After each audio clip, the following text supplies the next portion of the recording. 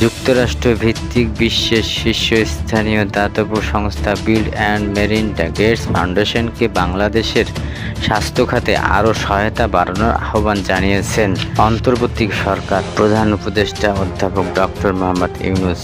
New York স্থানীয় সময় গতকাল বুধবার জাতিসংঘ সদর দপ্তরে অধ্যাপক ডক্টর মোহাম্মদ ইউনূসের সাথে গেটস ফাউন্ডেশনের প্রধান নির্বাহী কর্মকর্তা মার্ক জুসমান সাক্ষাৎ করেন। এ সময় প্রধান উপদেষ্টা বাংলাদেশে তাদের সহায়তা বাড়ানোর আহ্বান জানান। প্রধান উপদেষ্টার প্রেস সচিব শরীফুল আলম ব্যাসককে বলেন, প্রধান উপদেষ্টা গেটস ফাউন্ডেশনকে বাংলাদেশের স্বাস্থ্যসহ অন্যান্য খাতে প্রাতিষ্ঠানিক সহযোগিতা বাড়ানোর অনুরোধ করেছেন। এতে মার্ক জুসমান ইতিবাচক সাড়া দিয়ে বাংলাদেশ তাদের সম্পৃক্ততা বাড়ানোর বিষয়ে আগ্রহ দেখান। তিনি বলেন, গেটস ফাউন্ডেশন পৃথিবীব্যাপী স্বাস্থ্য খাতে আর্থিক সহায়তা ও দাতব্য কর্মসূচি পরিচালনা করে থাকে। বাংলাদেশের ভ্যাকসিন উৎপাদন এবং আইসিডিডিআরবিতে প্রাতিষ্ঠানিক যুক্ত রয়েছে।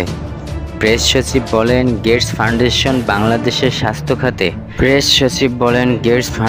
বাংলাদেশের স্বাস্থ্য খাতে তাদের সহযোগিতা বাড়ানোর যে আগ্রহ দেখিয়েছে তার অর্থ হলো বাংলাদেশের স্বাস্থ্যসেবার মান বৃদ্ধি এবং নতুন কর্মসংস্থান তৈরি।